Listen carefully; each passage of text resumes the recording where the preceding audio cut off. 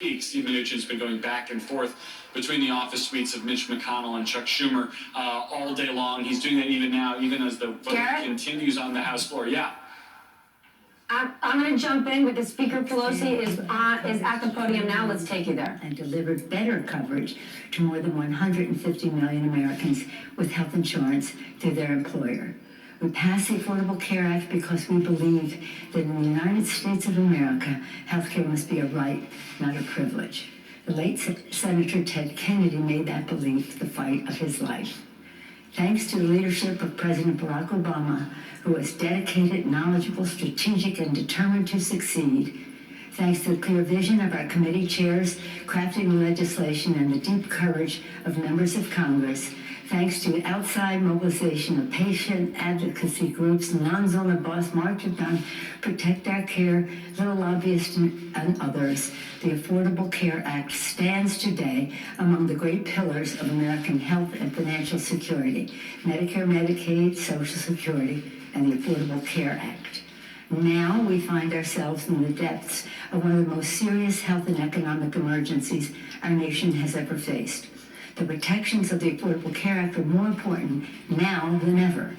But right now, in the middle of the coronavirus, the Trump administration is in court suing to tear down the entire Affordable Care Act, every last protection and benefit.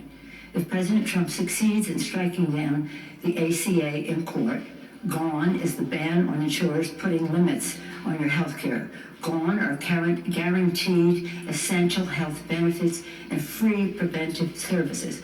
Gone are young people staying on their parents' insurance until age 26. Gone is the health insurance of 20 million Americans.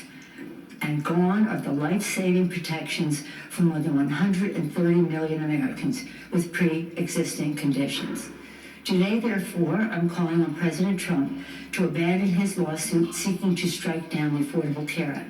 Instead, the president should urge the 14 states who have refused to expand Medicaid to do so.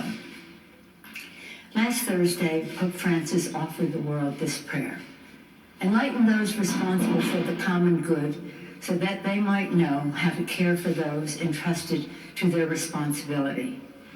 Today, House Democrats are unveiling the Take Responsibility for Workers and Families Act, a bill that takes responsibility for the health, wages, and well-being of America's workers.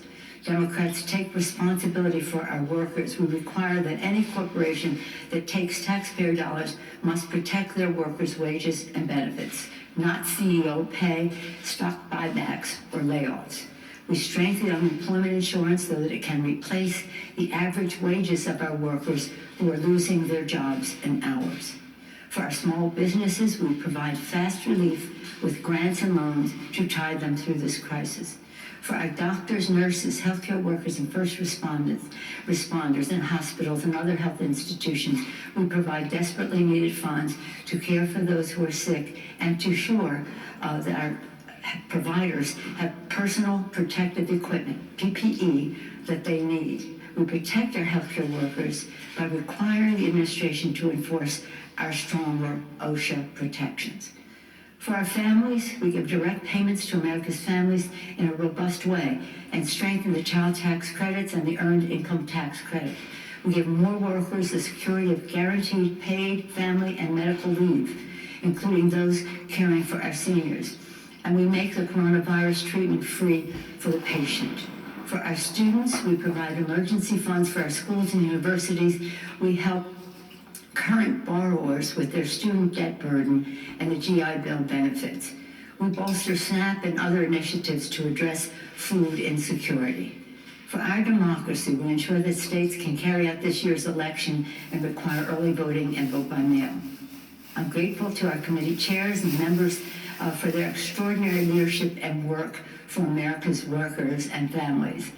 The Senate Republican bill put corporations first, but because of the insistence of Leader Chuck Schumer and Senate Democrats, progress has been made. We urge the Senate to move closer to the values in the Take Responsibility for Workers and Families Act. We must be bold and forward-looking in our thinking. We must be swift and evidence-based in our actions, and we must be prayerful. God bless the families of those who've lost loved ones and those fighting this terrible illness now. God bless their nurses, doctors, first responders, and men and women in uniform.